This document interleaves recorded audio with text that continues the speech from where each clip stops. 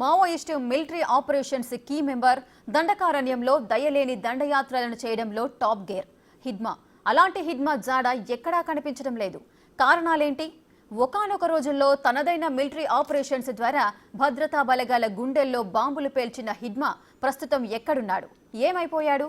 Party ఆయన్ను కావాలనే పక్కన పెట్టిందా, లేక ఆయనే తప్పుకున్నాడా?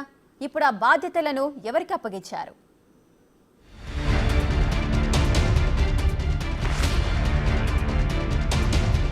Maoist military operations active member Hidma Dandakaranya బలగాలను మట్టుబెట్టడంలో అత్యంత కీలకం.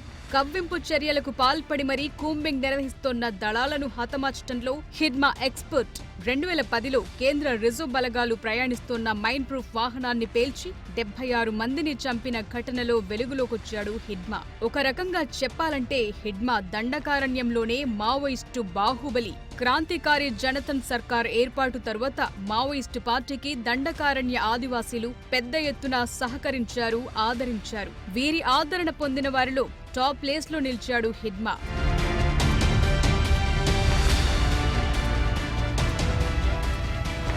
సుమారు 4 ఏళ్ల క్రితం తన సొంత గ్రామమైన పువ్వర్తి, జీనగూడ కీకారణ్యంలో కూంబింగ్ చేపట్టిన బలగాలను చుట్టుముట్టి 26 మందిని హతమార్చడంలోనూ హిడ్మాదే కీలక పాత్ర. ఈ టైంలో ఒక జవాన్ని కిడ్నాప్ చేసి ప్రజా కోర్టులో ప్రవేశపెట్టగా స్థానిక జర్నలిస్టులు చొరవ తీసుకోవడంతో అతన్ని ప్రాణాలతో వదిలారు. బస్తర్లో అయినా ఇతర ప్రాంతాల్లో అయినా ఆపరేషన్ ఎలాంటిదైనా సరే అది విజయం సాధించాలంటే హిడ్మా హ్యాండ్ పడాల్సిందే.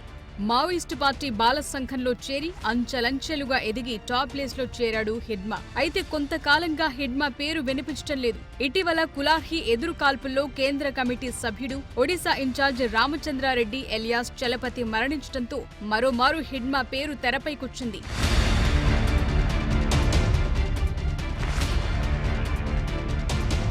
కేంద్ర మిలిటరీ కమిషన్ ఇన్ఛార్జిగా ఉన్న హిడ్మాకు సెంట్రల్ కమిటీలో ఎలాంటి బాధ్యతలు అప్పగించడం లేదని తెలుస్తోంది. కేంద్ర కమిటీ కనుసన్నల్లో వ్యూహరచన చేసి బలగాలపై దాడి సమయంలో మాత్రమే హిడ్మా సేవలు వాడేలా సమాచారం. అంతేకాని మిగిలిన విషయాల్లో హిడ్మాను పక్కకు తప్పించినట్లుగా భావిస్తున్నారు. దానికి తోడు చలపతి ఎన్కౌంటర్ తరువాత రక్షణాత్మకంగా వ్యవహరించడంలో హిడ్మా వైఫల్యం చెందాడని, కేంద్ర కమిటీ సభ్యుడిగా ఉన్న ఆయన్ను ఆ బాధ్యతల నుంచి తప్పించారన్న ప్రచారం సైతం సాగుతోంది. ఈ విషయం ఛత్తీస్గఢ్, ఏపీ, తెలంగాణలో హాట్ టాపిక్ గా మారటంతో హిడ్మా పేరు మరోమారు తెరపైకొచ్చింది.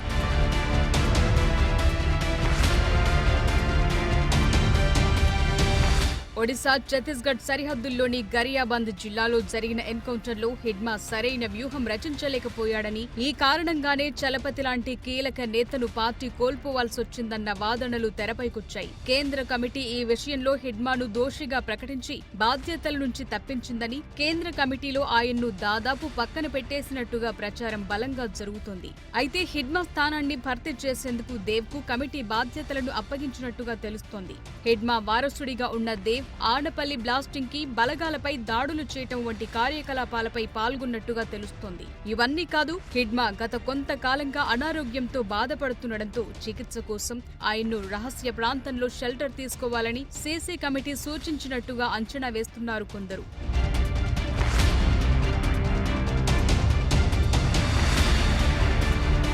గతంలో హిడ్మా అనారోగ్య సమస్యల గురించి వెలుగులోకొచ్చిన పార్టీ మాత్రం అధికారిక ప్రకటనలేవీ చేయలేదు. దీంతో హిడ్మా కీలక ఆపరేషన్లలో మాత్రమే పాల్గొంటాడన్న ప్రచారం జోరుగా సాగుతోంది. అనారోగ్య సమస్యలతో హిడ్మా పార్టీ లక్ష్యాలకు దూరంగా విశ్రాంతి తీసుకుంటున్నట్లుగా సమాచారం.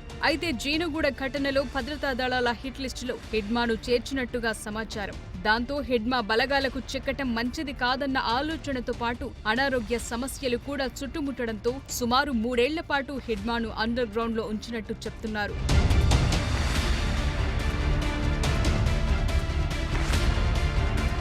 ఒకవేళ హిడ్మా పార్టీ కార్యకలాపాల్లో యాక్టివ్ రోల్ ప్లే చేసినా పార్టీ పెట్టుకున్న ప్రధాన లక్ష్యాలను ఛేదించడం వరకే పరిమితమవుతాడని తప్పించి ఇతర పనులకు ఆయనకు సంబంధం లేదన్న వాదనలు సైతం వినిపిస్తున్నాయి. ఓవరాల్ గా హిడ్మా ఎక్కడ అనే ప్రశ్నకు సమాధానం తెలియాలంటే కేంద్ర రాష్ట్ర కమిటీలు ప్రకటించే వరకు ఈ ఊహాగానాలు తప్పవని అంచనా వేస్తున్నాయి దండకారణ్య వర్గాలు.